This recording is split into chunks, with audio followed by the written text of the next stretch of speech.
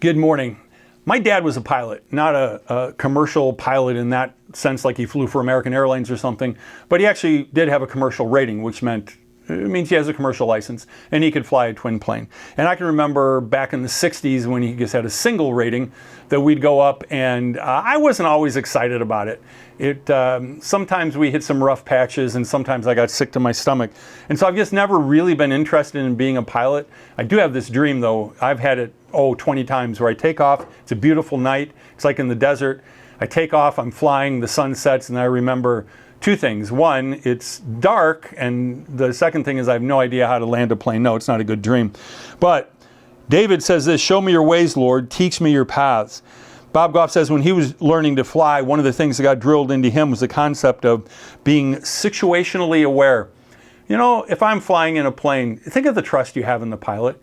Like, I'm afraid of heights in general, like cliffs, and I like to hike and stuff. But I can look out the jet window and it's just kind of like, I trust that guy up there. I just absolutely do trust him. I have no idea. If I met him, maybe I wouldn't. Maybe I shouldn't, but I trust him. Is he situationally aware? This is about having full understanding about what is happening. To be situationally aware, you need to know what is ahead of you, what is behind you, and what will be intersecting you. Now, we really need to make Jesus the pilot of our lives. And you know what? He really is aware. But there's another thing that can happen that's bad in aviation, and that is called spatial disorientation. Basically, it means you don't know up from down. And that's not good. It can happen to people underwater. They can't tell, they're in like some kind of huge wave or whatever. And it's got to be really disconcerting and scary. But what's really bad is when it happens in life and we're disoriented and we don't really know up from down. And maybe some of us would say, I was that way before I got to know Jesus. The way to overcome this is we need to become situationally aware. We need to ask for God's help in this. We need to take a quick look around. Sometimes we need the help of other people. We need the truth of God's word to figure out where we are at. If I only focused on the worst things about myself, I would really be depressed. But we all have growth areas. I've got growth areas. We need to be aware of those. We need to know what they are.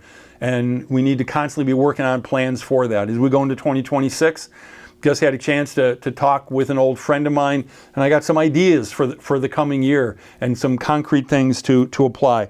That's great. But it's easy to become spatially disoriented in our day-to-day lives because we're so busy. We lose track of where we're at with Jesus. We can do that, right? And sometimes we obsess over things when we start comparing ourselves to other people.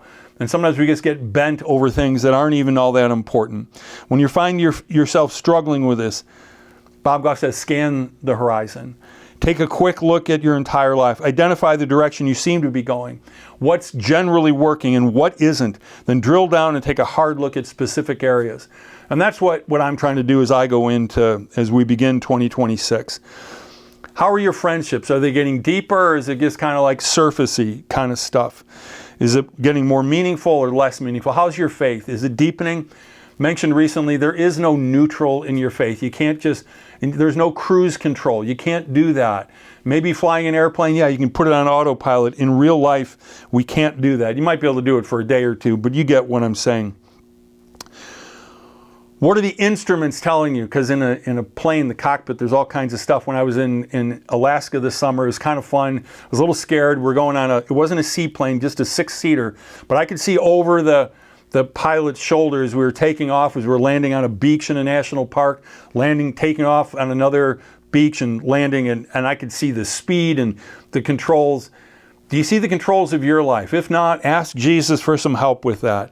Are you working too hard? How are your relationships? Are you taking time to rest? Do you have some adventures on the horizon? Are you keeping track of your finances so that they don't hem you in and start pushing you around? David said it, Lord, show me your ways, teach me your paths. Make that your prayer this year. And hopefully this whole aviation thing was helpful for you. And may you have a fantastic 2026.